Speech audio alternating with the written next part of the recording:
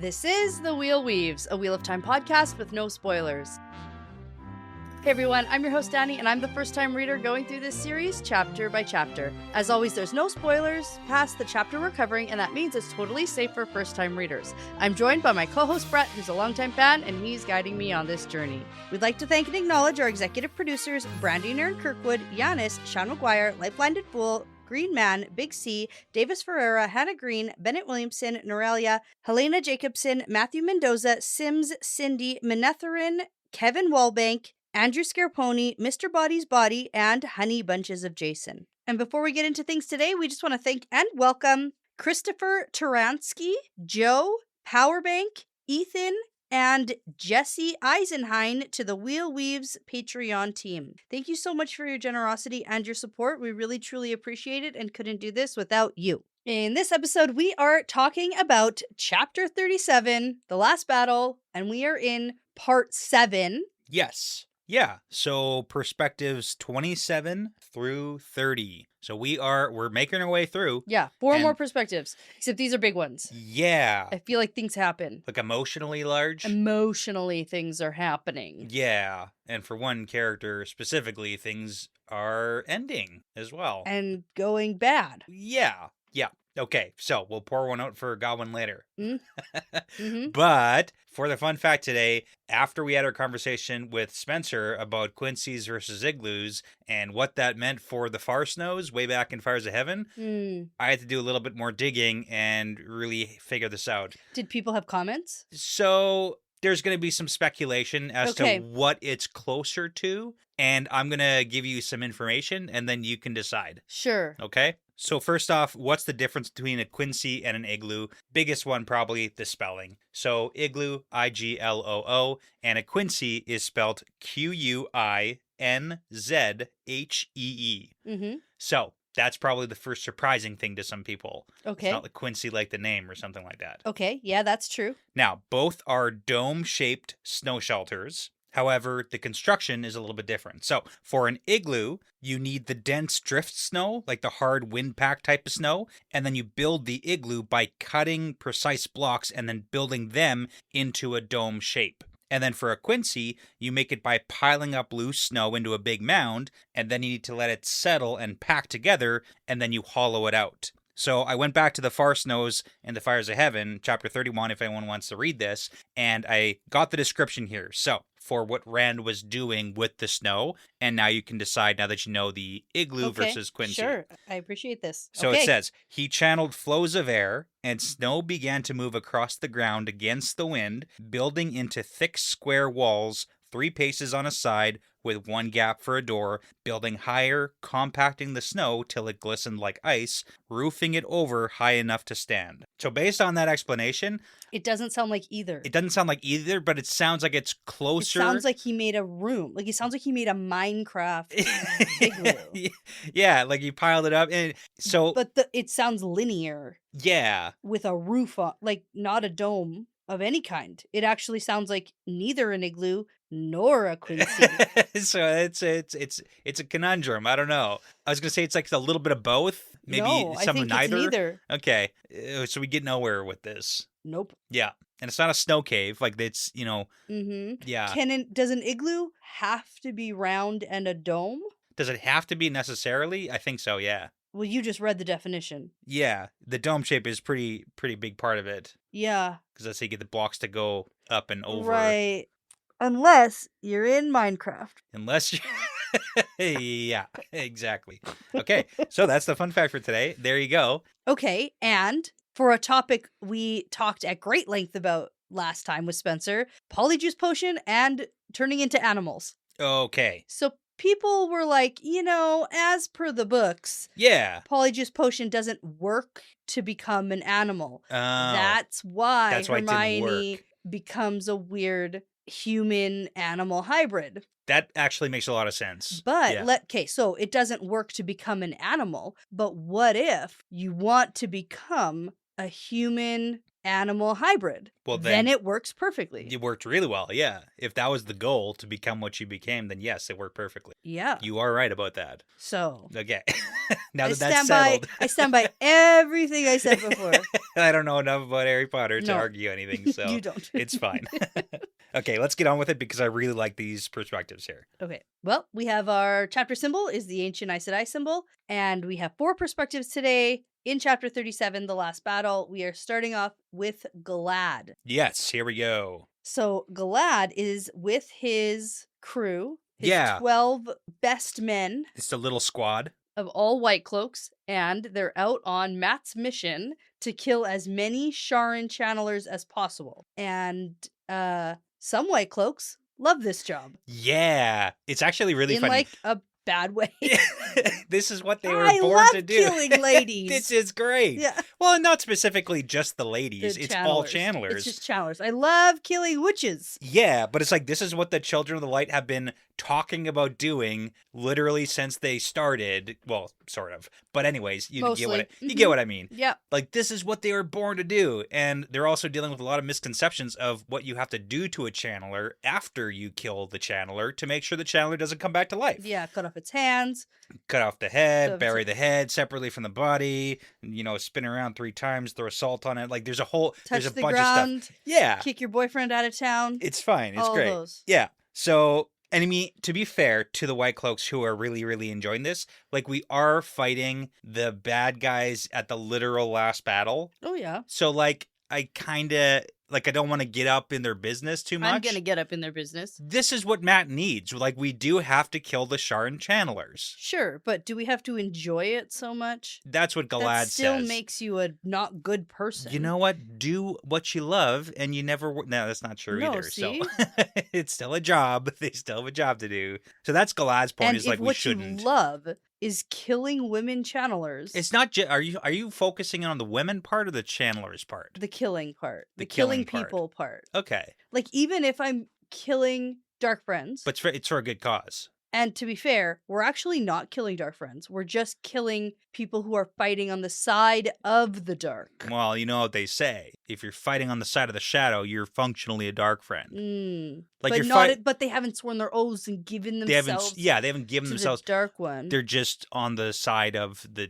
bad guys. Because The one with of the literal. misleading information. Well, I mean, but there's literal like monsters. There's literal monsters. Like if this was a Yes, hypothetical of it's but like bad if people. you were to ask Rand and people from the Two Rivers 2 years ago, About Ogier? yeah, Yeah. that's a monster. Okay. Well, okay. Hold on now. You're gonna get a lot of flack for that one, calling Why? Loyal a monster. Well, Shrek is a monster, but he's a good guy. Well, he's an ogre. That's different. He's not an Ogier. Don't sip your drink like you just proved a point. Okay, I don't know where I'm you don't going have to with be that. a bad guy to be a monster. No, that's but true. when you're fighting That's on a true. literal side of monsters, like if you're like, oh, it's because there's monsters, they should know better. They should know better. Especially because Demandrad's like, hey, I'm literally the Forsaken. And they're like, yes, however, this is all we've known, and Sure, now sure. this is what we're doing. I get it. It's complicated, okay? I know. It's complicated. You know what I really like What? is that Galad has worked out a bunch of little plans, like with his crew. So he signals like 4 because like that's the plan or the play yeah, we're they're gonna playing run. baseball. Yeah, Yeah. or football. What's the? I don't know. Well, sports. there's signals in most sports. Yeah, it's like they do the thing. Did you just do touchdown? No, that's like the 2 hands up because we just watch World Cup a lot. During corner kicks, they usually put their hands up to signal what play they're doing. Oh, Yeah, so he's doing like one of those things. Oh, I thought because you just said football, and I thought you meant American football. I did. Yeah, because they have Yeah. they call plays. Yeah. So that's what Galad is doing with his crew. And most of them is just like, I'm going to run up and stab the channelers and you guys come behind me. Yeah, but when I think of like the 4 and the 2 and the 3 and like the tapping the leg, I think of the umpire and pitcher. Oh, yeah. That's true. Okay, Yeah. that's good because they do little. Yeah, little finger wiggles. Yeah, the finger wiggles. Yeah. Okay. This is a sports podcast. This was really productive. We figured out a lot of stuff here. Okay. So they're doing their jobs well that Matt assigned to them. That's true. A little overzealous, We'll probably. give them that. But what are the White Cloaks if not overzealous? Exactly. And I would like to note that the battle that they're doing here, like, it's pretty chaotic. We've lost most functional battle lines. So Galad and his crew are just like searching for the channelers who are kind of alone Free for or all. lower numbers. Yeah. So My that's what's question to happening. you. Yeah. Galad has a medallion, Yeah. which stops channeling from affecting him, but his 12 dudes do not. No, that's why they come in after and play cleanup. But I was actually thinking about that. And if Galad runs in first and the Weaves clearly don't touch him and 2 channelers, like he kills 2 of the 3, the third one probably wouldn't spend as much time trying to channel against the rest of them. That's why they start throwing rocks. Yeah, exactly. But you're going to spend less time channeling at the other ones because you might just assume that the whole crew... That feels risky. I mean, it is risky, but that's the risk they have to take. It's the last battle. Okay.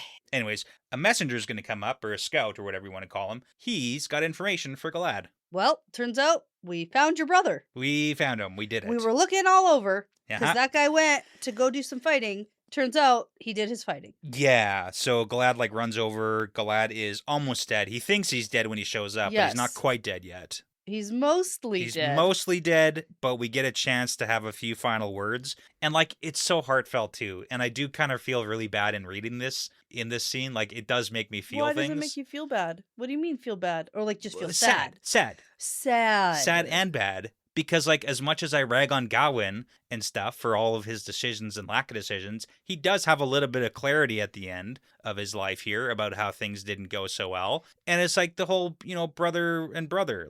I feel the feelings. Yeah. So the reason why Gawain has been able to hold off this long probably is the warder bond, right? Most likely, yeah. Okay. That's what we're assuming here, because he's got, the huge gut wound. He's at the end of it, though. But Galad does try to, pick him up and carry him. He's like, we're going to find a nice night. We're going to get you healed. And I was like, okay, number 1, where? And number 2, no. But also, I get it. If the warder bond can keep him alive a little bit longer. Yeah, but in this moment, in this book series, at this point... Yeah. If there were to be another, miraculous healing... Another save? Well, it's funny. Because we had... Who was it? Who was definitely going to die, I think. 8 times. Yeah. And then didn't. Yeah. And then Perrin, okay, really on the cusp of death. Sure. Miraculous. He's more of a main character than Talmanis, though. Well, sure. Yeah. But I feel like we're getting all of these, okay, we definitely should be dead. And everybody else is just, dying. Yeah. Nobody else that we know, right? Yeah. Everyone's just,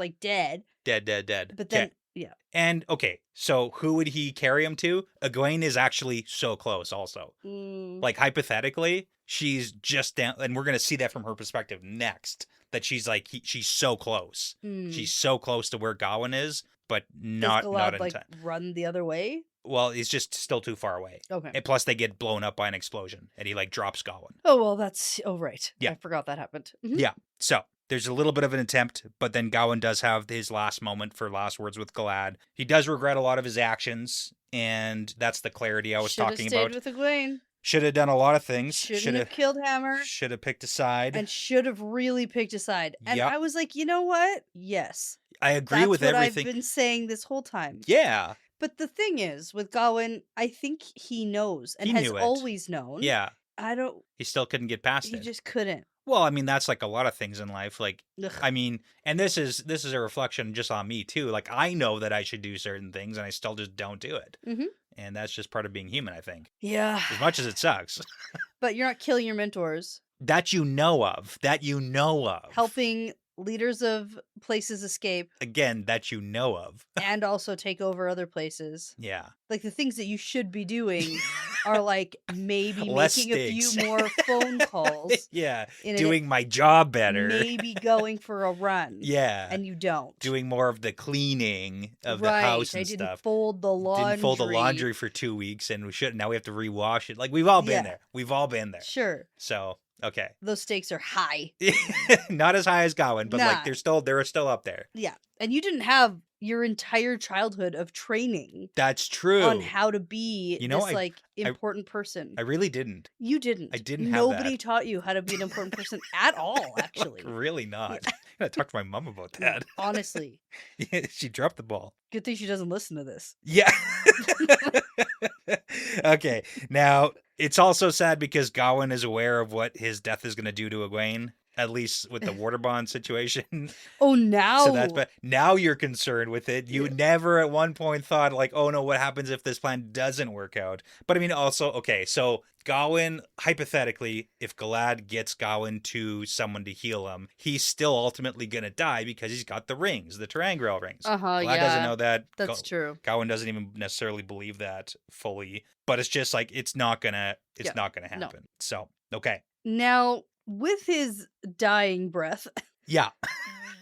Just like one more thing. By the way, Galad. What I was trying to do was... So here's the thing. The readers of this series want you to know that Rand is your brother. So this is the way. I tried to kill Demandred. Yeah. Don't be upset because you're losing one brother, because you have another brother from the same mother. It's Rand. It's a different father. And it's Rand. It's a half-brother. And here's the story.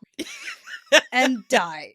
And then dies promptly. It felt like, yes, I wanted Galad to know this. Sure. It felt a little, like we forgot to tell him previously, and now we really need him to know right now. We want him to know, but this is the moment? This is the moment. Mark? This is the only moment that's left. This is the last possible chance for Gawain to say it to Galad. I just don't really buy that Gawain would even think to tell Galad this information in this moment. Well, it's also, so just for argument's sake, to give some justification to it, Gawain has wanted to kill Rand and has had it out for Rand for a long, long time. Yes. And in his last moments, he's talking about all the things that he's, done and wishes he hadn't done. And the hatred for Rand is one of the things he wishes he hadn't done so hard. Uh-huh. So I can understand him saying that. Oh, and by the way, here's another one of my issues that I had in my life was hating Rand, who's your half-brother. Yeah. So, not mine, yours. Not mine, yours, yeah. Like, I do kind of understand where that could possibly come in. Yeah. But that also, so it's kind of sad too. Like, okay, just because this is the last time we have Gawain here, because he's tapping out now. He says a line where he says, I've always been second place. Like his entire life, he's always been second best. And I mean... when you stack up his position versus everybody else who's important in his life, like his mentor was Captain, like Bryn, the commander for Andor's armies. Like, great captain, known worldwide for how good he is. He has Elaine, his sister, who's the queen of Andor. Yeah. We've got his wife / Aes Sedai, the Amerlin seat, as Egwene. His brother is the leader of the White Cloaks, and he's second to everybody. Well, and I would actually argue that he's further down than second. I know, but like in his mind, like he's never the best at something. He's never top dog in anything. And I mean, yeah, he was raised to be the second. He's not the guy. He wanted to be the guy, and he couldn't accept that he's not the guy. It just makes me feel a little bad. He couldn't find his own. Yeah, couldn't find his way.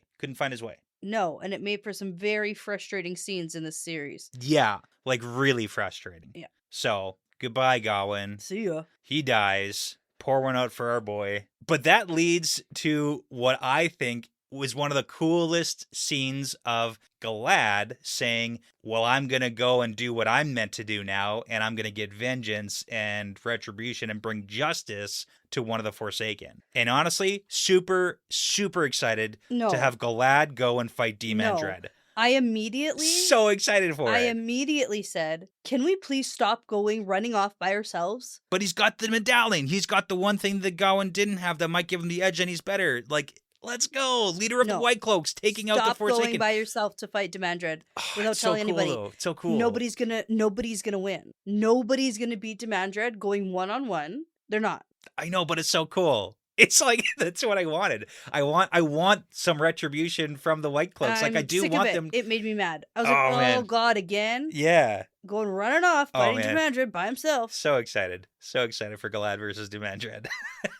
Okay. Yeah, so Galad sends all of his White Cloaks away. He's like, I'm going to go do a thing. Doesn't really tell anyone, but he is going to go and find Demandred and fight him. That's the next mission for him. Yep. I love it. It's so exciting. I wish I could be as excited as you. I know. Okay. After you were just talking about how sad you are, now you're excited. I feel Your emotions are all over the place right now. I mean, it's the last battle. They have to be all over the place. Jeez. Yeah. Okay. Well, we're going to change perspectives. Yes. And we're immediately going to get Egwene because we're going to cut over to her feeling Gawain die. Yes. Yeah. And it goes as bad as we all assumed. Yeah. I actually assumed it would go better. Really? Okay. Yeah, we talked about this. I mean, okay, that's fair. I thought she was going to be able to do a little more suppression. Yeah, so so basically she feels the piece of him get ripped away, and it is very literal too, because there's the water bond connection. It's not just like knowing that your partner or spouse. Physical. It's a physical ripping away of the thing that connects you as well, because you have that bond. Like that is a big part of it. So she drops to her knees screaming, and this is where she can feel she was so close. Like we don't actually know how close, but she was pushing up. Too late. So she loses control. And she starts pulling one of those Rand moves where you start like almost killing your own people because you're out of control with the power. But then we've got, Sylviana's like, you gotta stop. You're gonna kill our own troops, because she's just like blasting. Well, yeah, and she opens herself up to as much Saidar as she can, like, pull through that Serengriel, so. Yeah, because, the sadness and the bond and all that stuff. So my favorite part, I think, about this perspective is how Sylviana, she doesn't say, I told you so, but she takes off her shawl and she's wearing a t-shirt that says, I told you so. Oh, yeah. Because the exact thing that she was like, Egwene, we don't want this to happen, happens. It happened right here. However, if Egwene had passed the bond. Sure. Now Sylviana would be in this state. Sure, Sylviana does not have Forresta Angreal and is not like the best fighter we have on the side of the light. Oh, that's true. Egwene is literally top dog with the most powerful Sangreal. Sylviana has to get her off the battlefield like right now,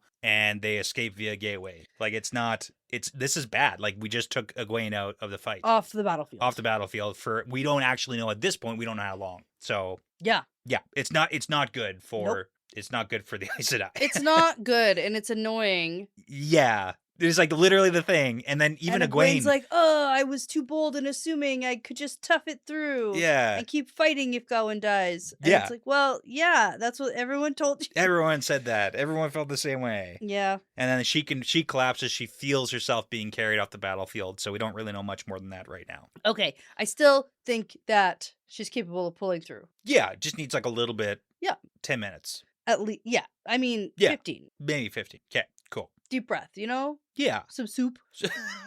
Yeah, a sure. nap. A soup at a time like this? Well, yeah. Okay. Actually, it would help. Okay, sure. I'm not gonna, okay. She's not sick. Like, it's not like she has a cold and she needs, like, matzo ball soup or something. No. She needs soup, though.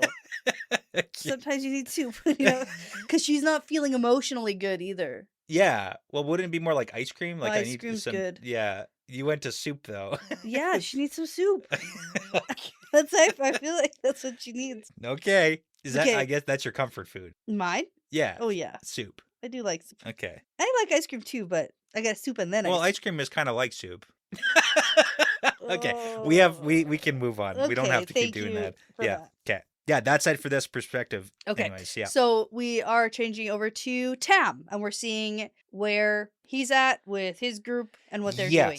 Yeah. So just as a recap, if you want to take a glance at the map here, so we do there. Yep. Yeah, we do have Tam at the ruins still holding off at the river. The last time we saw orders being given to Lan was coming around with the Borderlanders, so hopefully he's going to be reinforcing Tam soon. But right now, Tam and all the Two Rivers archers are functionally out of arrows. And that is not great. No more arrows are coming.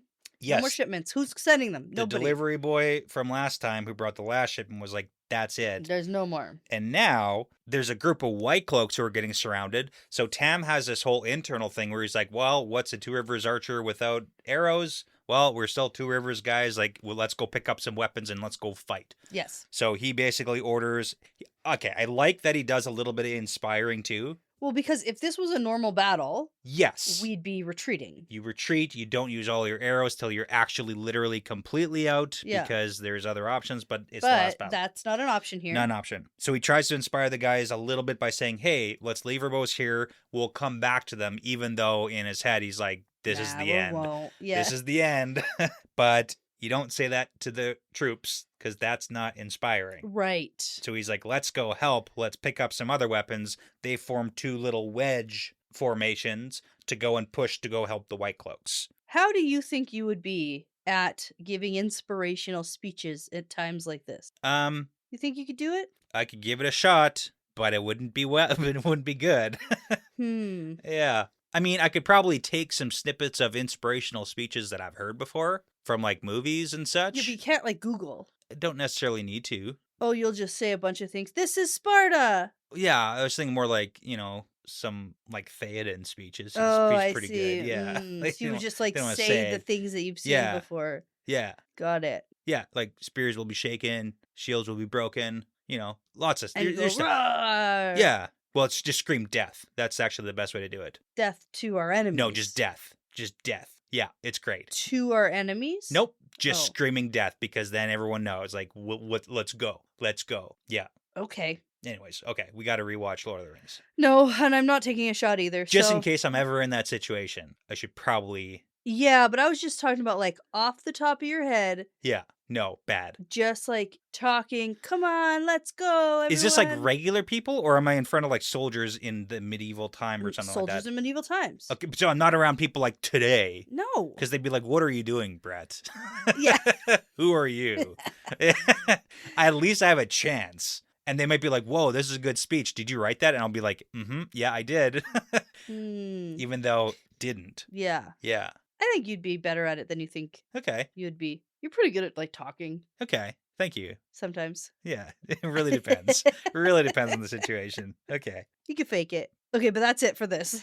Yeah. This is just like it's a quick another one. We're getting these snippets, right? Yes. Yeah. A couple of things here. Tam's group of soldiers pretty ragtag right now. We have basically like it's such a scattering of different groups. We got some of the White Cloaks, some of the Wolf Guards, some Gildenans, some Maenners, some Druids guys. Yeah, and it's just like whoever's left at this point. So that's the thing about the last battle is it's not going well because that's part of Matt's plan. For it not to go well. It's got to go okay, but not good enough to win. Okay. Well, and then that leads us into our next perspective. It does. Because we're about to put on a performance. Put a show on for the people. Sure are. Yeah. Okay, so we're changing over to Fortuona. Yes. Tuon. From her perspective. So we got to call her Fortuona. She thinks of herself as Fortuona.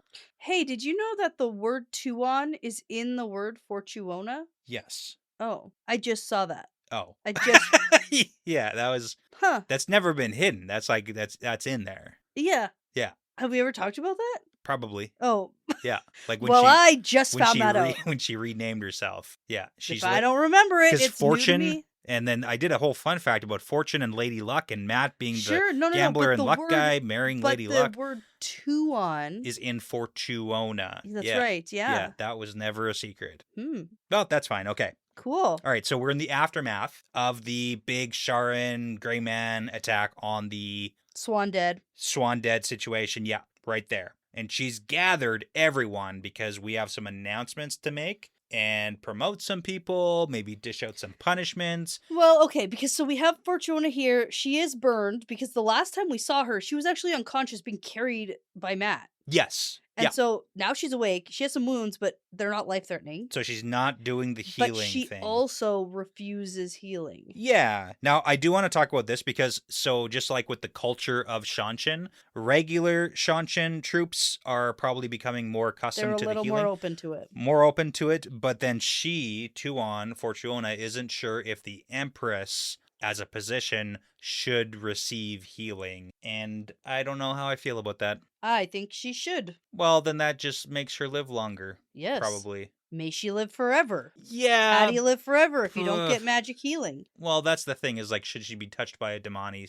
Like, that's where that's coming from. It's smart to me. Yeah, to accept the healing. I think my Empress should be smart and not stupid. Right. But should the Empress hold traditional values for your culture that oppresses people? No.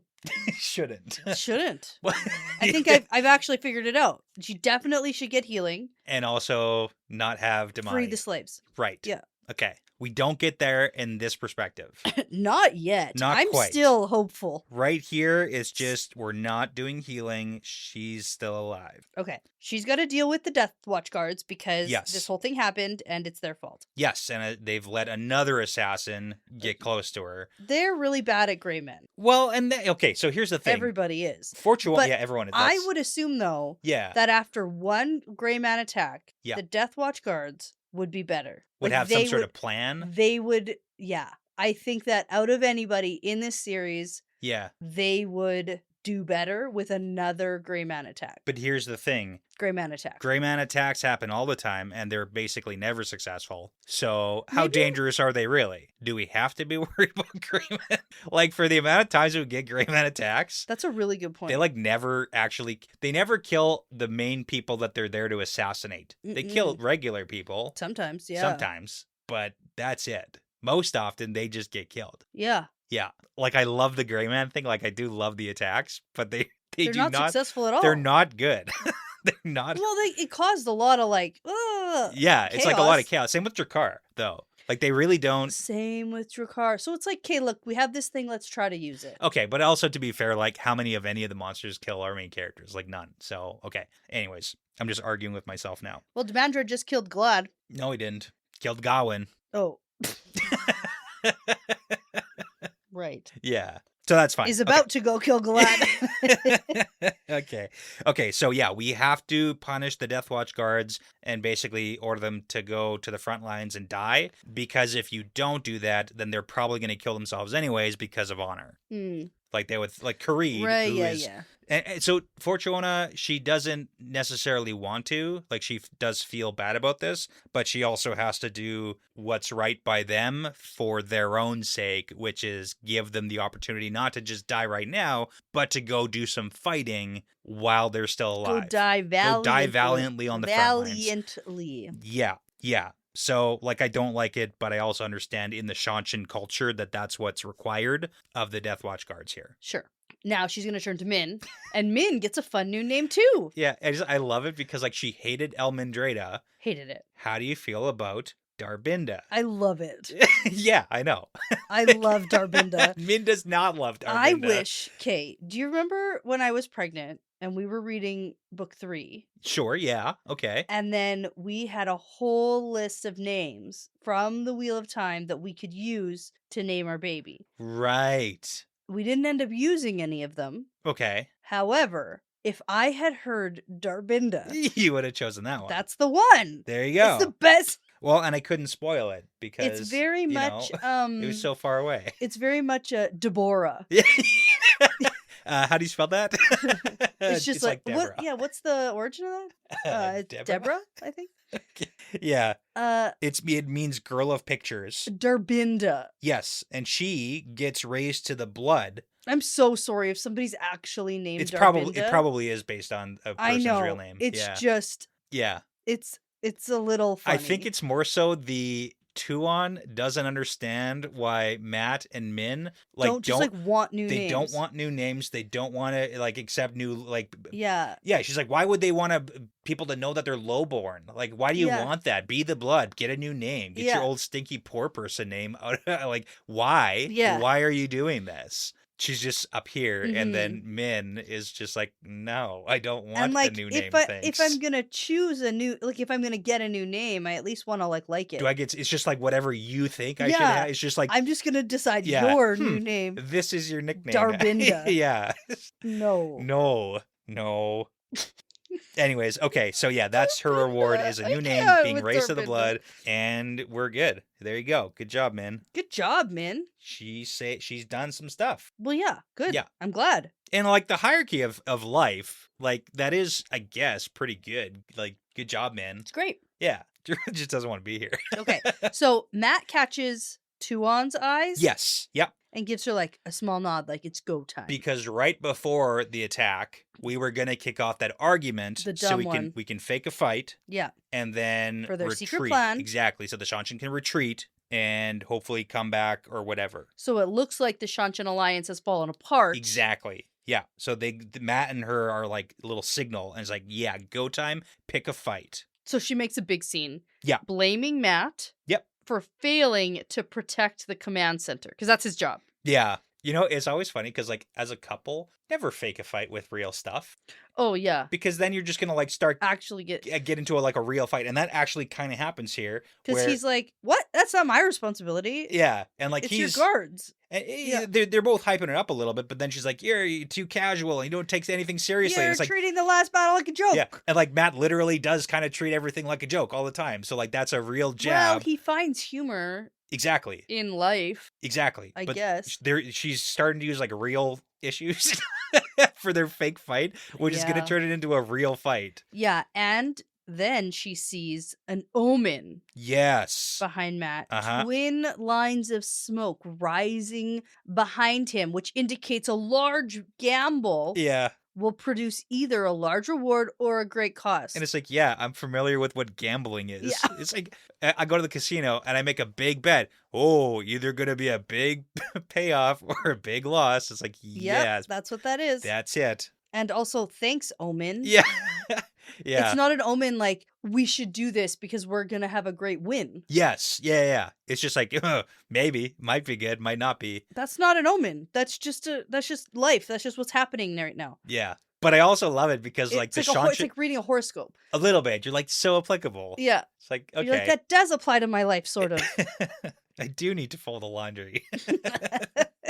Yeah. Now, it's kind of funny. So, Galgan is also here. He's the guy who, like, got replaced by Matt, more or less, like the commander guy. No. Yeah, General Galgan. Got replaced by Matt. Yes. Got replaced by Matt. Yeah. Matt replaced him. Galgan was, yeah. Got exactly. It. Yep. Yeah. So when Tuon is dressing down Matt and saying, you did a bad job, this is your fault about all this stuff, Galgan is making faces like he actually doesn't agree. Actually, kinda. Matt's doing a pretty good job. Yeah. So Fortuona notices that, and she's like, oh man, how did Matt get this guy who was very opposed to him and for a long time, is supposed to be trying to assassinate him, and is supposed to be assassinating him after the last battle, most likely.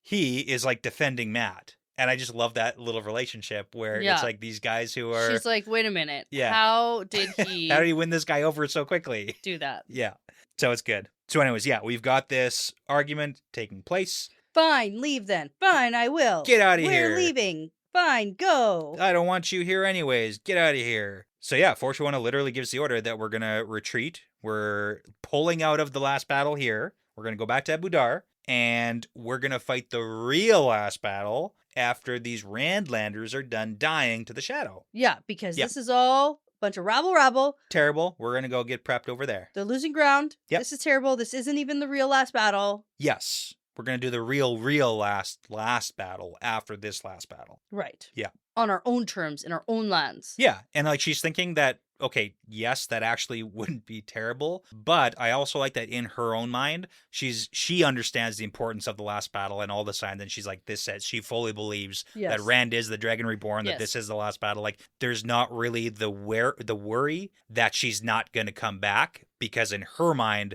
she's hoping that the spy believes that she's not going to, but she knows that she will. Yeah. So, yeah, because we also don't know who the spy is right now. Could be anybody. Well, yeah, and we can't really tell anyone else that this, like, what's going on. Yeah, it's got to be 100% fake. Got to... Or, like, believable? Believable. Yeah. And no one else can know.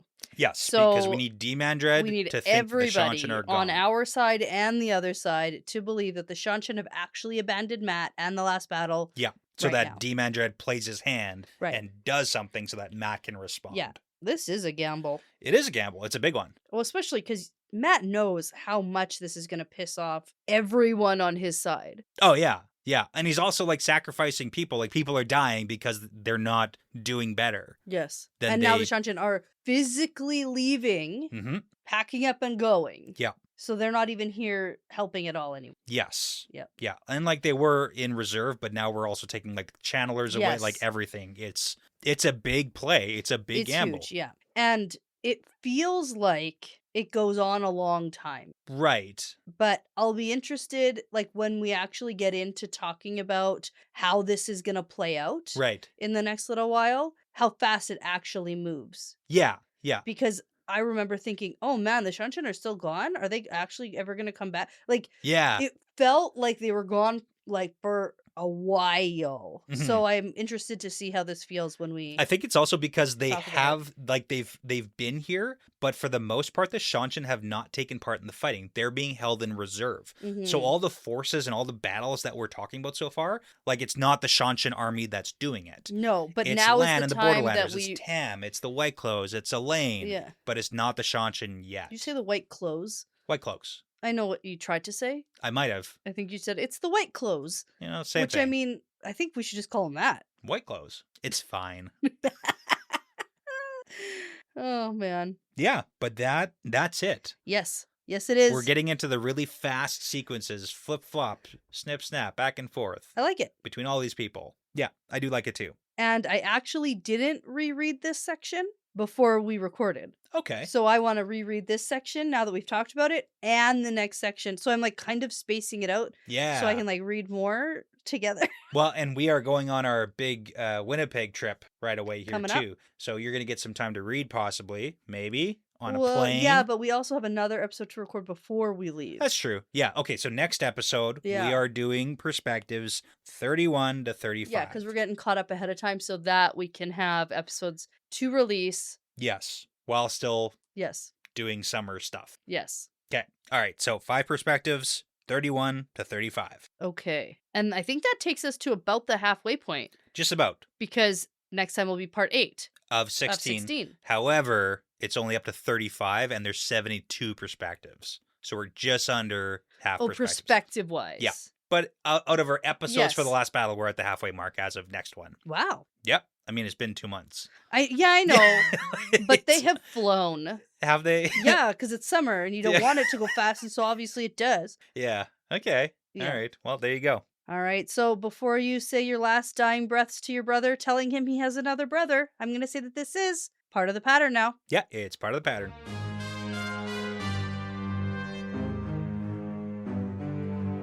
Thank you so much for listening, everyone. The Wheel Weaves is hosted and edited by Dani and Brett and produced by Dani and Brett with Passion Socks, Cody Fouts, Mozyme, Jamie Young, Jared Bird, Matt Truss, Antoine Benoit, MKM, Colby T, Gabby Young, Rycat, Chris G, Saverio Bartolini, Meg621, Courtney B, and Tina Grooney. With music by Audionautics. Now be sure to check out our Patreon page to support us and the podcast. There you'll find all of our episodes without any ads, completely ad-free. And if you become a member, you'll gain access to our episodes a little bit early. You'll be able to catch up on every Q&A we've released. And you can listen back to over 40 backlogged bonus episodes. You can find all that and more at patreon.com/thewheelweavespodcast. For general information about our show and information like how to send us shot glasses, how to join the Discord, and how to get in touch with us, you can visit thewheelweavespodcast.com. And to check out Brett's other podcasts and some other things that we're doing, you can check out prairieforgemedia.com. As always, please be sure to give us a 5-star review because it really does make a huge difference in helping other people find us. And tell a friend, Riyadh, because referrals really are the best compliment. Thanks again for listening. This really is part of the pattern now.